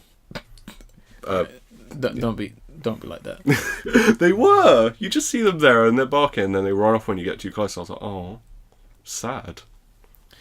I wanted them to replace Joel and Ellie. No, that's a whole nother game. The Dogs of Us. Let The Last of Us be its own thing. Let Game with Dogs be its own thing. Let Tokyo Jungle be its own thing. The better game. Yeah, let I don't know about that. I would say it's better. I don't know about that. Fair enough. But still, I was kind of disappointed with this game because the game is very underwhelming and it kind of does seem very not try hard. Yeah. It kind of like I said, oh, the money. It's so safe. I mean, the best thing of the whole Last of Us 2 thing was that the kiss animation actually looked okay, considering kiss animation in every other game looks horrible. Yeah, it doesn't look great. It looked better. I'm still not going to say it's great, because some of those lip movements were a bit like worms, but it was better than I've seen before. It had most of the tweaks, basically. Yeah. It should be interesting when it does come out, and it's going to be funny to see people's reactions to certain things. I do think it is quite nice that, given that there is a homosexual relationship in a video game, that because of its hype, a lot of people are like, yeah, I'm cool with that. I wish more people were like that in general. It's a shame. The amount of people be saying, oh, but Ellie's not gay. It's like, shut up, you idiot. She is. Exactly. She is, and I think the way they've handled her sexuality and her story, given the great performance that her actor gave, was one of the best elements of the game. Like, that's the one thing I will not take away from the game. I like The Last of Us. I think the performances are fantastic. Yeah, the performances are fine. I think a lot of the structure, performances, like aesthetically, I think it's a fantastic game. The only thing I think is just the hype I don't like. Yeah. Honestly, it's a good game. Nothing more, nothing less. It is not Jesus Christ come back from the grave. Yeah, nor is this game going to be. It's a very solid 6 out of 10. The game will come out and it will be good. Yeah. It's like, just calm down a little bit, guys. But yeah, I want to hit off with a game which I was actually surprised about, and that is the game Control. Oh yeah. Really dumb name. Yes. But yeah, it's coming from the people who did Quantum Break, Remedy, which is quite funny because no one played Quantum Break, so now they're making Quantum Break again. Yeah, literally the first thing I thought when I saw the trailer was, wait, is this Quantum Break? And then I saw Remedy, I was like, oh, I thought it was DLC. Yeah. It's a shame because Quantum Break had a interesting idea. Yeah. That was unfulfilled. And then didn't do anything for the rest of the game. It's a shame because technically Microsoft's mishandling of the Xbox One basically killed that game. Yeah. So I'm not going to say they are at fault. But at the same time, this game looks kind of interesting. It's got some nice geometry, some nice impossible space. Yeah. It's a shame it's a shooter. Yeah, I'm happy to see another game using the nice PsyOps style telekinesis. Yeah, I'm fine with that. I'm liking the flipping. I'm really hope it does get really trippy. It definitely looks like it's definitely gonna be one of those games that's really gonna mess with your head. I hope that doesn't get scaled back because someone comes in from Sony and goes, "Remember, this is a first-person shooter." I kind of hope we don't get that kind of genericness, I guess. I did like the weird kind of changing gun though, like just the aesthetic look of it shifting. That was nice. The nano machinist thing of it. Yeah, I liked the look of that. I think this is probably going to be the biggest one out of probably one of the bigger ones, Death Stranding. Death Stranding. So it finally showed some gameplay. It's about time. I think this game is going to be the prettiest game I walk in. Yeah, I honestly think the way the trailer was done, and this is not me riding on the coats of like Kojima or anything, I think it was very well done. I think what has led up to this moment, I think was very comedically done, because we didn't know how the game was going to play, and then you presented with, it's maybe a walking simulator. Yeah. It's not a walking simulator, it's an adventure platformer. But at the same time, I do like that people are going, oh man, it's rubbish, because I'm like, okay, now this game's going to be really good. This game is going to actually be really good. Seeing all the weird things strapped on his back was the thing that made me think, I'm getting more interested now. Yeah, that was the point where I was like, okay, now I'm on board with this game. Yeah. The story was already interesting, but seeing that the story is going to be even more of a big deal in this such a small story about I gotta deliver the package. I'm a mailman. Yeah, as a mailman, well, it was great. And I think that's so refreshing for a video game idea. I props to Kojima and everyone who's working on the game, come up with the story, to just go, you know what, no. Not a first-person shooter, not really a stealth game. You know, I'm going to try something new. And I'm glad that, I mean, Sony is probably already, like, predicting and counting the money. Yeah. But, like, so be it. If you end up making a good game, I ain't gonna complain about that. But, I mean, it was really nice to see something actually refreshing and something that looks enjoyable. It seems like the inspiration from 5 has definitely kind of been put into, like, the whole open world, whatever. I'm hoping that it's definitely going to be one of those games where it kind of just drops you, and you kind of just go, well, you can go anywhere. Eventually you'll find something, but we're not going to say where. And again, this is another thing in the past few years that's looked really inspired by Roadside Panic. Obviously, you had the Stalker film in the 70s by the same guy who did Solaris. You had the Stalker games, Metro games. You had Annihilation film this year. They're all taking inspiration from it. So I'm like, okay, I like people doing this, which is good. I mean, I'm really happy. It's got like a really interesting cast as well of like actors which are getting on board as well. I mean, even just the cutscenes are pretty interesting as well. Like the scene Norman Reedus was having with that other lady who I cannot pronounce her name, and I'm not going to. Yeah. She is a good actress though, so I recognized her and I was like, whoa, she's in this. Yeah. Her design and her character is very fascinating. I don't know what's going on with her design, but she just appeared out of nowhere like a ghost, and she has this weird, like, liquid kind of reaction-based, like, leather thing on her jacket which reacted to something, and then she has this weird umbrella thing that looked like it was phasing or shifting for reality, and I'm like, what is that doing? Like, no clue. Even just the weird, like, almost like lampshade Lumirox, Disney Lumirox, like, thing that's flashing. I'm like, what is that? They even said what that is. It's great. It's like, you know, even just looking at the stealth parts, I'm like, what is it detecting? What is it doing? Like, is it technically silent? Is it designed to not be heard by those things? The weird ghosts connected to something, which is really another interesting idea. I'm more on board with this than I was before, because I've actually seen some gameplay. I'm happy. I'm happy with what I've seen. I just want to see a little bit more. Yeah, I want to see, like, a full 13-minute uncut demo. I just want to see. I want you to get the narrator from the Metro Exodus gameplay, and I want him to talk about going everywhere and all the things you can do in this game, because I'm pretty on board for it. Game can go anywhere, and I'm happy that it will. Yeah, which is good. So really pleased with that game. Finally, we got what we wanted, and I couldn't be more happy. Do you have a game you want to chat about? There are two. One's just a logo though. And the other one's some actual gameplay. Okay. So, Neo 2 was announced. It was just a logo, and I was like, that's cool. I'm happy with that. More Neo's fine. The other one being Spider-Man. Got to see a bit more... Marvel Spider-Man. Yeah, Marvel Spider-Man. Yeah, just going to make that clear. It's Marvel Spider-Man. Got to Not see... Sony's Spider-Man. Marvel's Spider-Man. Fuck you, Sony. A little bit. Yeah, we got to see that there's quite a few more villains, which I'm very happy with. I'm especially happy that Shocker's back in this game, because he's never used enough. The worst character, yeah. He's my favourite. He's so dumb. I love him. The worst. He's literally wearing a mattress. How can you hate him? Because he's wearing a mattress, that's how I can hate him. But he's comfy. Because he's useless. He's back. We've got Vulture, we've got Rhino, got everyone. So what we need. Gameplay looks nice and fluid. I'm liking the more environment activity, especially with combat, which very few games seem to do. Sleeping Dogs did it well. I want to see more games do that. Overall, I'm excited. I'm happy with this. It was nice to see that Sunset Overdrive has finally been realised. Yeah. Because no one played that game. Yeah. And it's a massive shame, and it's a shame they haven't ported it, but I guess this is Sony's essential Sunset Overdrive. Yeah. Which is fine. I mean, makes 100% complete sense. I'm still not on board with this game because it just looks like things I've already seen. It looks like Batman, and I'm like, okay. I mean, those games are fun, but kind of try and do something a little bit more different next time. Excuse me. Insomniac are going to do a fantastic job with this game. Yes. I can't say the same for the stories because those character designs were looking a bit dumb. That's from what it looks like. It looks like the story's going to be silly, and I'm fine with that. No, I'm just talking I'm talking more in the sense of it looks like it's going to be nothing. That's what I mean. Okay.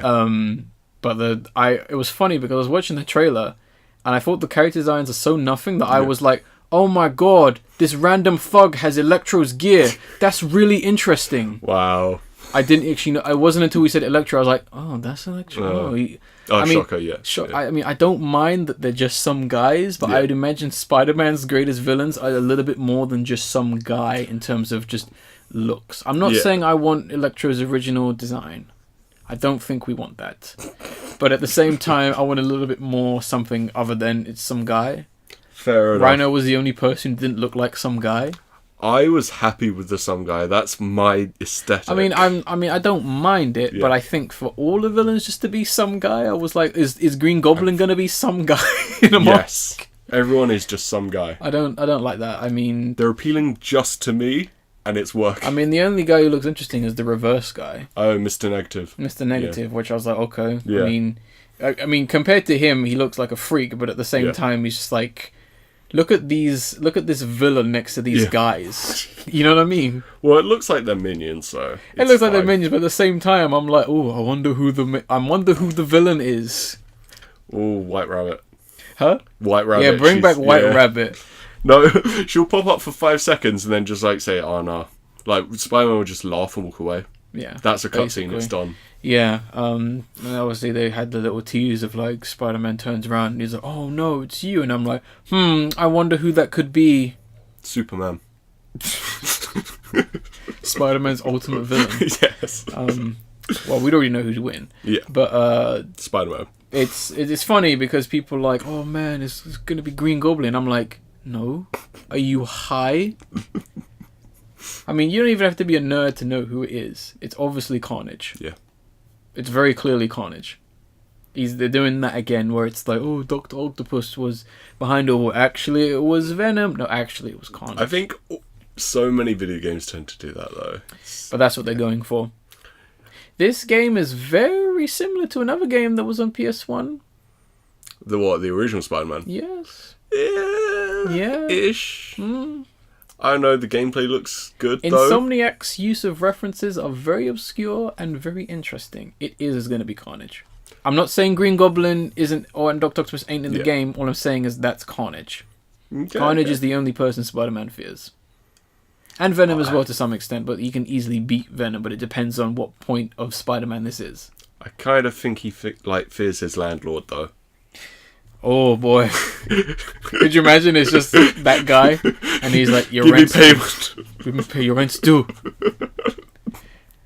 Now that would be a real twist. And all the villains like, shit, we got to run. I ain't dealing with him. I'm down 90 pounds. You see like Vulture adjust his collar. Yeah. he's pulling at his like skin right there. He's like, oh god. Mr. Negative just turns normal and walks away. Turns into a normal guy.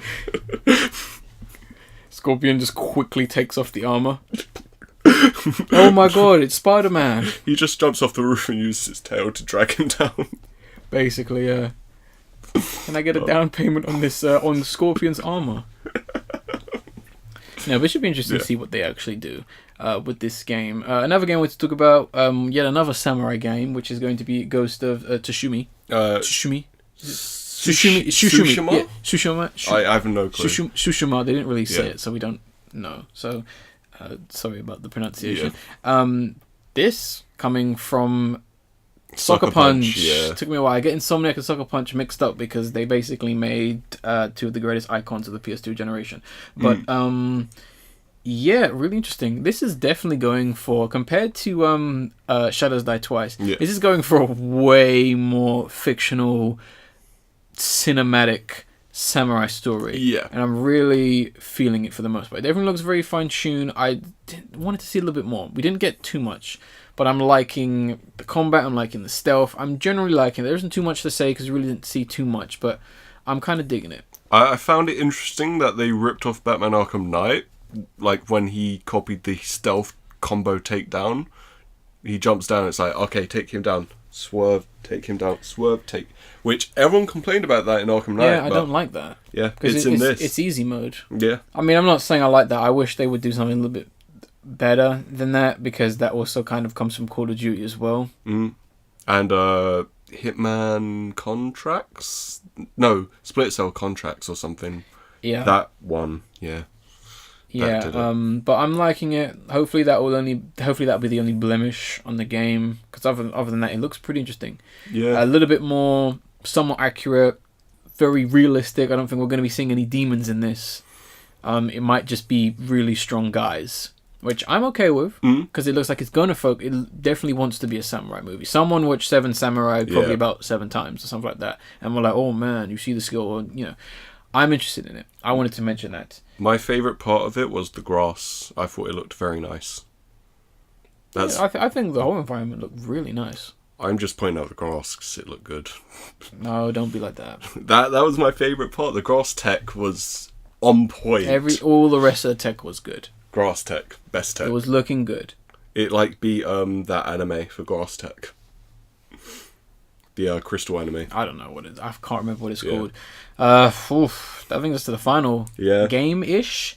And that is a game I was really anticipating, and that is Resident Evil 2 Remake. Yes. So the trailer, I think this caught me off guard first. We gotta talk about the announcement trailer first. So the trailer put me in the perspective of a rat, and I was so hyped. I was like, rat game. I want to be a fucking rat.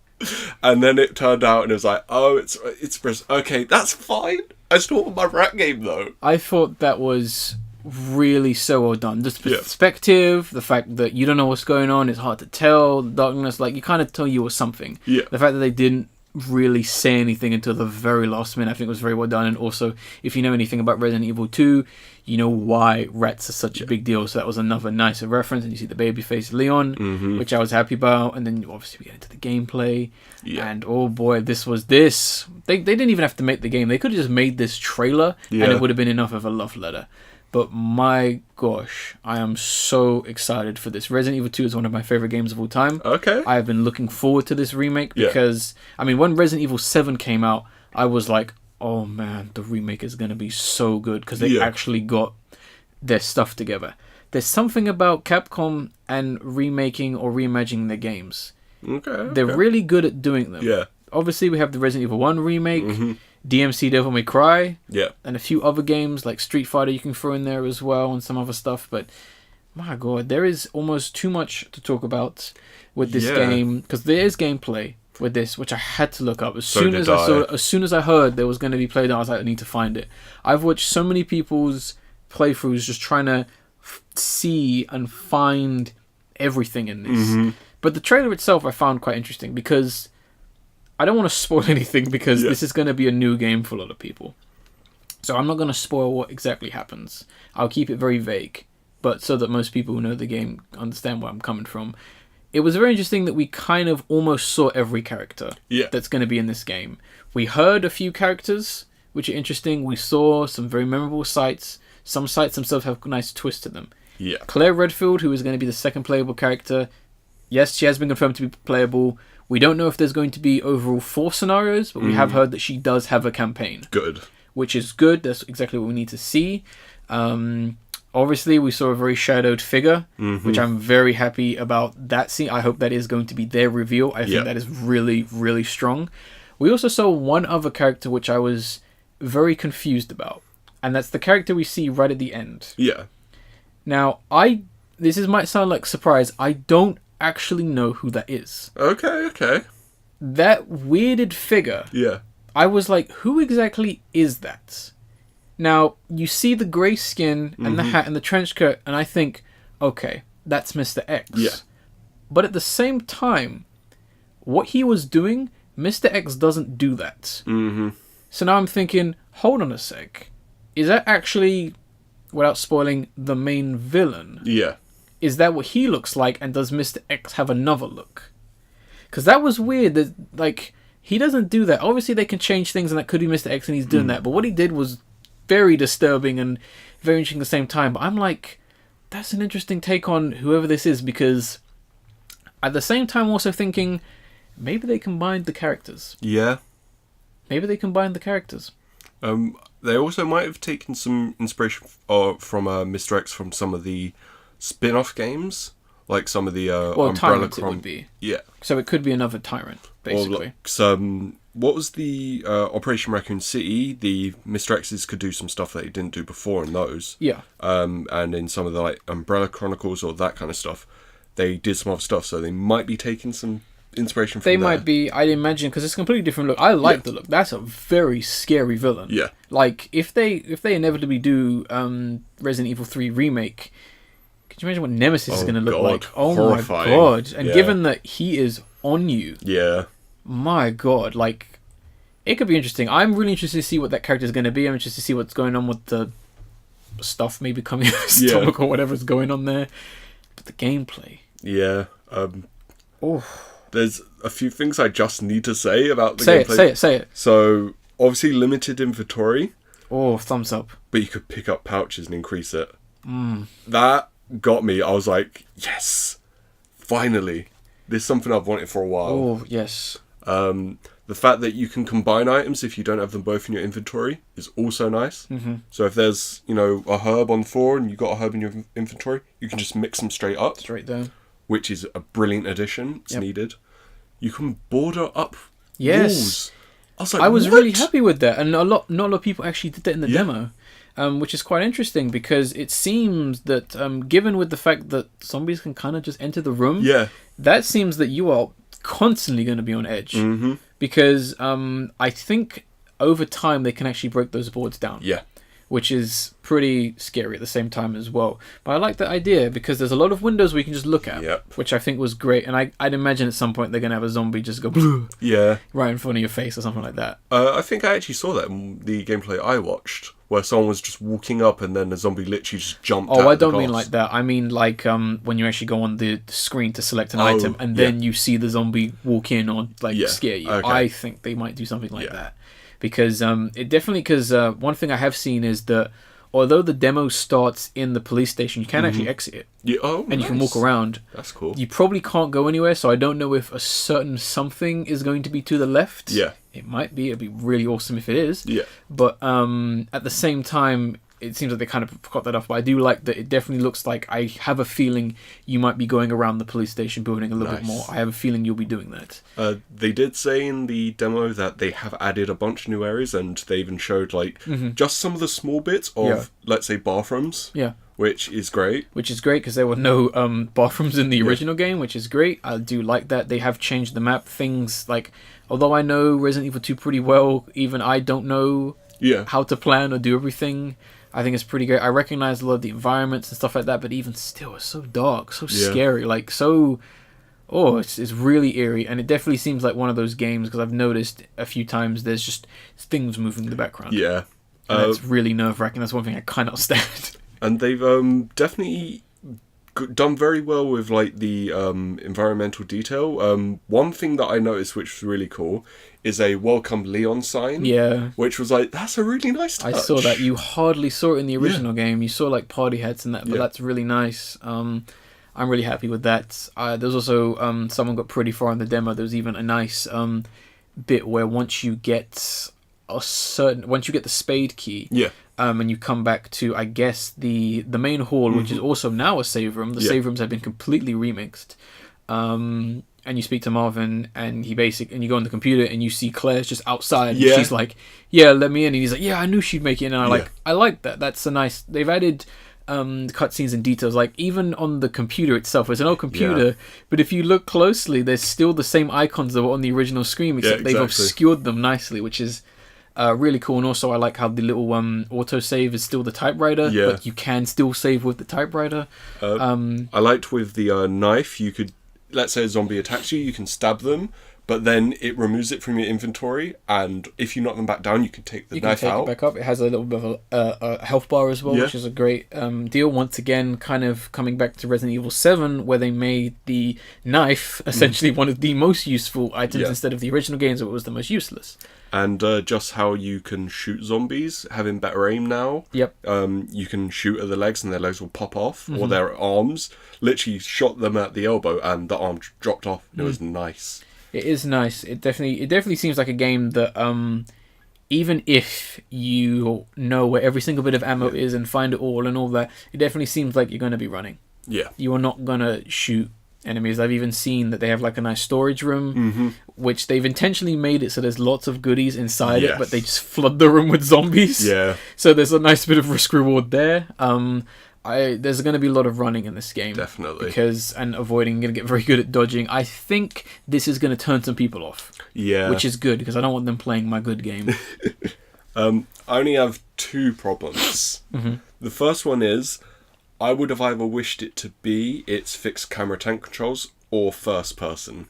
I don't like the third person. No, I can understand people wanting fixed cameras, but first person, I think this game is honestly better in third person, I think. I like the first person aesthetic from 7 more, and one of the things that I think 7 did so well with that is opening doors. It actually reminded me of opening the doors in the original games, where it go to a loading screen, then it opens slowly. But in real time, it adds so much more of a fear tension, especially if you're being chased. Yeah.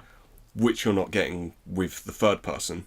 I also don't like just having his blocking part of the screen for me. But in this, I would argue that goes more into survival horror. I get that, but it's just distracting for me. And also, I'd rather have a character than a HUD. Not to say that it's a bad thing, but I think it works because I think it's adding a much more claustrophobic aspect to it. It's giving you a little bit more, like, comparing the whole map of 7 and 2, you're going to need some headspace. Sure. Because you're going to need to know where you are in reality. It is so dark, you need to know where you are. Yeah. If you were in first person, it would be a lot tougher. Granted, there might be some night difficulty. They might even throw in a first person mode. Which I'd be happy with. It's the same engine. Yeah. They can easily do that. Yeah. I mean, hey, why not? Yeah. But at the same time, I think it works better, and I think it's just another nice reference to the game as well, and another perspective. Throwing a first-person mode, that would really terrify some people. But honestly, I'm just really happy with this game. I mean, for so little that they've shown so far, I am so impressed. And I'm really happy about that as well. It is it was a very joyous moment, and I'm happy about that. It's definitely why I like certain remakes and adaptations and stuff like that. They are doing a really good job. I just hope that more people do actually play it, and hopefully this does lead to RE7. Excuse me, sorry. 3 remake. 3 remake, because I wouldn't be surprised if this time 2 years they go, hey, guess what's coming now? Yeah, exactly. Because Resident Evil 2 and Resident Evil 3 go hand in hand. My second issue. I want my rat game now. No. Yeah. That's not a real issue. It is. They got me hyped with that trailer. You'll get your fill of rats in this game. I want my rat. I want to play as a rat first person. No, the only other thing I'm kind of concerned about is it's something I do like, and I think they are going to change it when you go through the game, is Leon does talk quite a bit in this, which is fine, but keep in mind the kid is probably a bit terrified, and he's still in the mindset of, I'm helping people, I'm a police officer, please stay back, please do not hurt me. I think that's going to fade as the game comes, because I've noticed in even the late part of the demo, he doesn't. Yeah. So I'm hoping that that doesn't transpire. I'd imagine if he sees an enemy he's never seen before and he's like, oh god, that's fine. What the fuckity duck? Yeah, but like I think that's the official dialogue. I don't think that'll be throughout the whole game, and I hope that 100% is not in the whole game. Yeah. Do you think we've talked about Resident Evil 2 enough, or should we talk about it some more? I think we've covered all the bases. We'll let everyone else discover everything else. For the most part, yeah. The only other thing I would say, last thing, is that I do appreciate that they still keep that when you select a certain item or a certain thing, you still see a nice 3D model of it presented right in front of you. But at the same time, I do like how that environment or that situation is still live action in some sense. So, for example, when you try and open a locked door, you see the handle shake, and it doesn't tell you anything about it. And I appreciate the game, although there is aims, they're very vague. They tell you to get the medallions. They don't tell you how to get the medallions. They just say, get the medallions. And at the same time, you literally look at, like, the door or something else, and it's like a lock, and it's just like, there it is. Item menu. Do you have it? You don't? All right. I appreciate that. They haven't tried to make it easy. There's going to be a lot of people on the internet going, I can't find the spade key. I can't find the trying to think of one of the more obscure items in the game without spoiling it. I was going to say VHS tape, but that's first game. Yes, yeah. You know, I can't find the wheel or something weird like that. You know, but it should be interesting. I can't find the other gem. Where's the fake gem? You know, I can't figure out the fire puzzle. This makes no sense. And the fact that the puzzles are a little bit more integrated in this is really great. Yeah, I find. But that's it for me in terms of Resident Evil 2. Same. I think Sony's some of the games I was happy for, but their whole presentation was an ego trip. Bad. Honestly. They had Cornelius Boots though playing his pipe. Yeah, a lot of people gave him slack, but the guy is like a G though. I don't really want him there. Yeah. But he's a master of the instrument and one of the few people. Yeah. Maybe not the outfit though. You changed that a bit. You ain't no samurai kid. I think it's one of those cases where I think he's allowed to. Nah. He's got to wear a toga. Keep in mind, he's in like the club of 10 people. I think he's allowed to be. There was nothing racist about that. It was just not needed. Just give him a toga instead.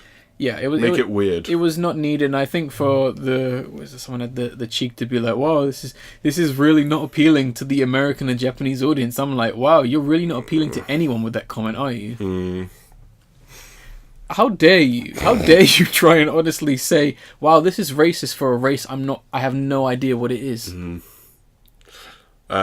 Nintendo next. Yeah. The final games presenter. Yeah.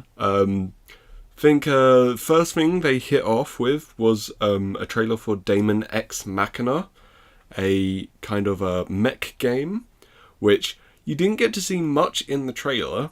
So this is why I jumped onto the gameplay demo. And I also want to say they've got the character designer from Fire Emblem Fates and Awakening. Which is nice. They've got the mech designer from Armored Core and Macross. Which is also nice. And the aesthetic of the game is a beautiful mix of well-proportioned anime characters and cel-shaded with nice contrast and saturated colours. It looks pretty as hell. It really does. And overall the game looks like the spiritual successor to Armored Core, but with hover and flying. So, yeah, looks fun. I'm pretty interested in the game. Yeah, I'm really down for it. Nintendo was weirdly, it was one of those moments where I was actually watching a live stream. I guess we can talk about Smash because that is one of the biggest takeaways. I remember I was watching it and they're going into all the big takeaways. I remember leaving to like, I think, go make some food or something, and then it was over, and I was like, oh. Really? Yeah. Wow. It was very brief, but that's fine. I mean, they didn't really need to go into details, but Smash is coming in pretty damn hard. Yes. I think it had the most amount of time of any game at E3, which I was very happy with. I think it's deserving because it's actually attention to detail in said game. So the first thing with Smash Ultimate, every character's back.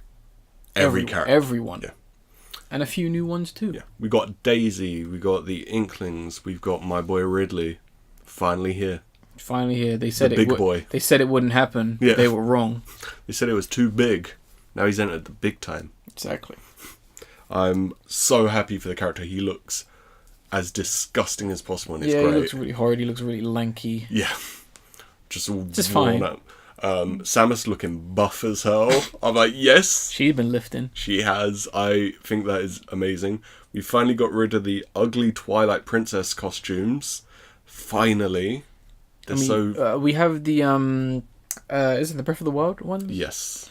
Got Breath of the Wild and I think Zelda from Link Between Worlds design, which is nice. So a much welcome change. Yeah. Also getting go on. Young Link and Toon Link. So we've got 3 Links. I'm like, okay, got to see how they're going to be different. Too many sword characters. Oh, well, with all the Fire Emblem characters in this. Oh yeah, with all 6 of them. Yep.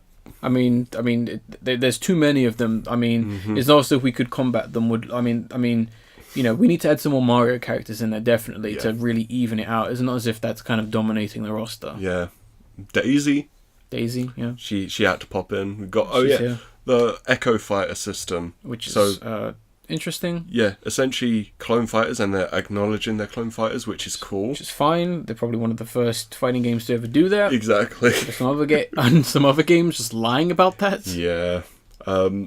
And every single almost every stage from every game is returning, including from the handheld games.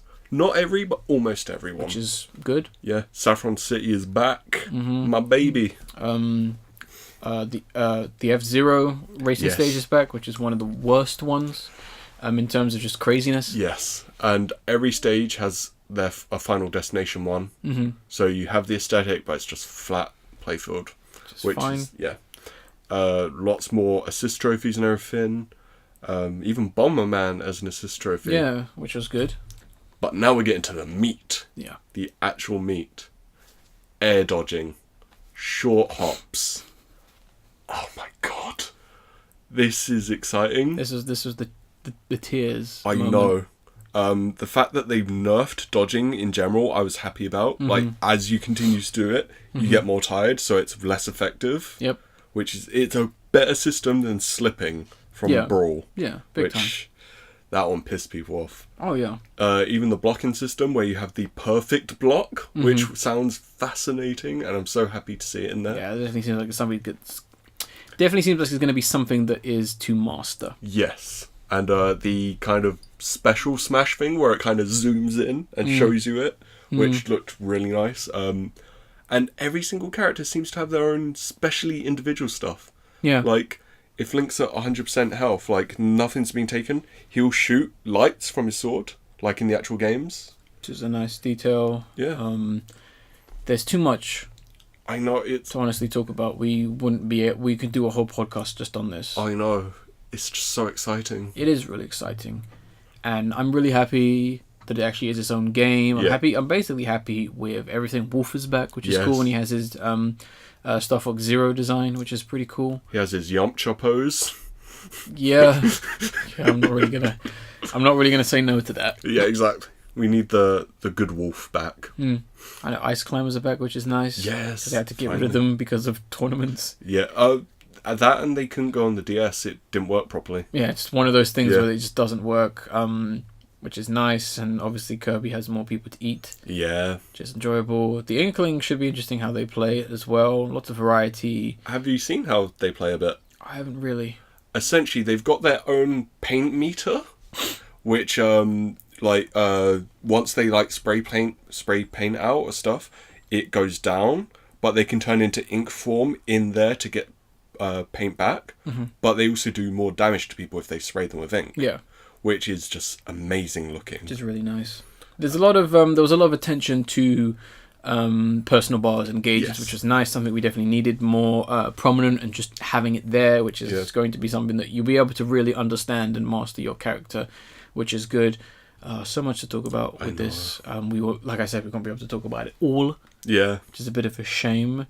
Anything else we want to delve into regarding Smash Ultimate? I just want to say, I think kind of like how the Kooplings have all the different, like Bowser Jr. has the Kooplings as all costumes. The Inklings have all the different Inklings, which is nice. So they all have different colours. And Marie and I can't remember the other character from Splatoon. I don't know. I can't remember. The two singer lady idol characters. Yeah, they're an assist trophy as well, which is great. Their one was pretty clever. Yes. Oh, Snake is back, voiced by David Hayter. Snake is back, voiced by David Hayter. That was a big surprise. I'm so hyped. And Shadow Moses, one of my favourite stages. Oh yeah, I'm so glad that stage is back as well. That was very interesting. Konami trying to get brownie points back. Yeah, exactly. But okay. I'm happy he's back. He's there. It should be interesting. I'm really happy with the game overall. It's very interesting. Really pleased. I only have like I think 2 other games I want to mention regarding Nintendo. Yeah. And that being these will be the last few guys. We're coming to the end. Fire Emblem, Three Houses. Finally Switch or more a Nintendo actual like home console system actually getting a Fire Emblem game. They've probably been working on this one for a while. Really liking the combat system. That's keeping it very simple, but they also have like you also are really commanding like sections of armies, which I really like. That you're kind of running out, even as just an animation, just running out with these 50 guys with spears, magic throw. But you also have the option to send a command of them throwing spears and that kind of stuff. I think that's really nice. It's something that I think they might have taken inspiration from Advance Wars, which did that, and I'm so happy because it always looks good. It looks amazing. It always looks nice, and it makes you, because I mean this is a little bit more of almost all the Fire Emblem games have some kind of aspect or concept of war, but this is really honing it in with like this is a war where you have 100,000 people fighting and you're in control of these. I'd imagine they've probably been inspired with the Hyrule Warriors and the Fire Emblem base game one where they're like, isn't that a really cool idea if we actually had armies? Because I mean, although it is really cool to have 10 characters all just OP as hell, I think it adds a little bit more weight. Really looking forward to how this one shapes up. Still no word on 3DS. If there's going to be another one, maybe it is finally coming to the end for that console, which is fine. I don't mind. But still, just wanted to mention that one. And there is one other game which I'm trying to remember. Because I know there was a lot of like re-releases and stuff like that. Yeah. I think re-release, there was Hollow Knight being released on Switch. Xenoblade Chronicles getting DLC. 2, sorry. I can't think of anything else. No, it was actually just that those re-releases of games that I was just anticipating. That's it. But yeah, we're basically done with our E3 talking about all them games. I do have a few that weren't shown at any conferences, so just shown on the show floor.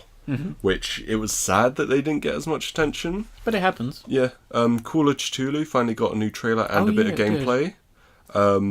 Effectively what they're saying, it's taking a lot of inspiration from the tabletop RPG. So you are going to have stats and all that stuff. So far, the little they have shown, it looks very first-person horror amnesia-ish. But I'm assuming the RPG stuff, what they've said. We'll see. Yeah, there was Sekuna of Rice and Ruin, which I found fascinating.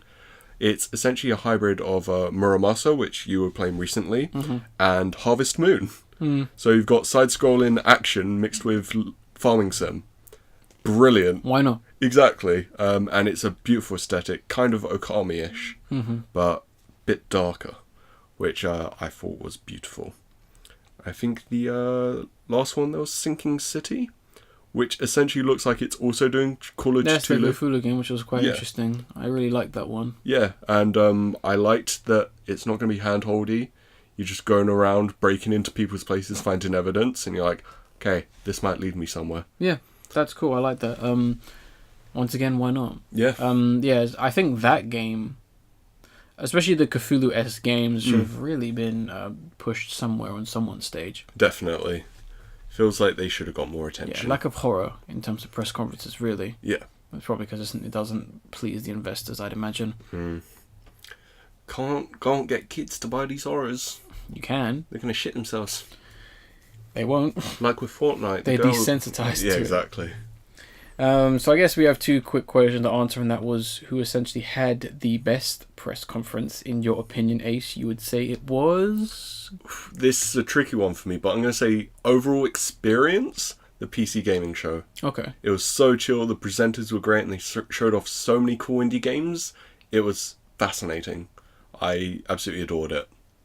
Fair enough. I think I am going to... And this is going to sound weird, especially coming from me. I'm going to go with Microsoft. Okay. Although I probably would actually dig the limited runs press conference a little bit more. I haven't seen it, so I can't say so. Yeah. I'm going to go with Microsoft simply because they were the most entertaining. They came through with what I want to see, which is games, no gimmicks, no rubbish, none of that. Exactly what people wanted. It's a shame that it wasn't third party, but they're still enjoyable. And also, I find their downcoming still to be quite entertaining. Yeah. So I'm going to give it to Microsoft because Sony was just mismanaged as hell. The game of E3. As long as it was shown at E3, it can be game of E3, and you guys can jump in with these questions as well. Ace? Sekiro Shadows Die Twice. Oh, interesting. I absolutely loved it. I can't wait. I'm so hyped. I know you were definitely digging it, but I'm surprised it's going to be your game. That's it. Bloodborne's one of my favourite games of all time, and I can't wait for more. Fair enough. Get ready to be surprised, guys. Resident Evil 2 Remake. How did I know? I don't know. I hardly had anything to say about it. Thought you were going to say Call of Duty Black Ops 4. It was tied. Very close. Tied for a moment there. Yeah. Really pleased with this game. It is looking like a dream come true in a lot of senses, and it's very special to me. So I'm really excited for it.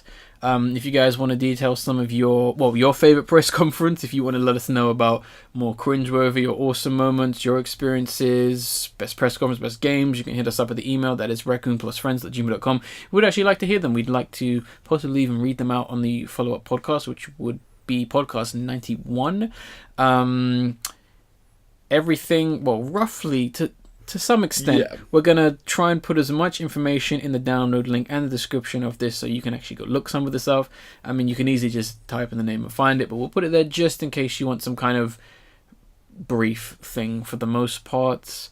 We're going to quickly leave you with a video of the episode, which is going to be Dunkey's E3 video. He comes from a completely different perspective, slightly more comedic, but a very informed perspective. 7-minute video.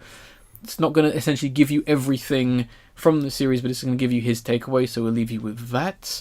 If people want to talk to you more about some of the games you've been talking about, where can they find you, Ace? You can find me at the Ace Enigma. It's uncapital the, capital A, capital E. And if you want to chat to me more about games and stuff and that, you can hit me up at theangryraccoon.com. The Angry Raccoon. Only one C in the raccoon. And I guess, is there anything else you want to add to this before we end this special for another year? I can't think of anything. It was a very good presentation this year. It's been one of the best in a few years. It was what we needed. We wanted just that reassurance and just that. We just need that reassurance, and it's good to see things happen before things possibly go to chaos in the next 3 years with certain rumors about certain new consoles. But that's for another time. Yeah. If that's all, I will end this podcast like I usually do by saying I was the Angry Raccoon. I'm Ace. And we will see you in the next podcast and E3 special when that does happen. All right. Laters, guys.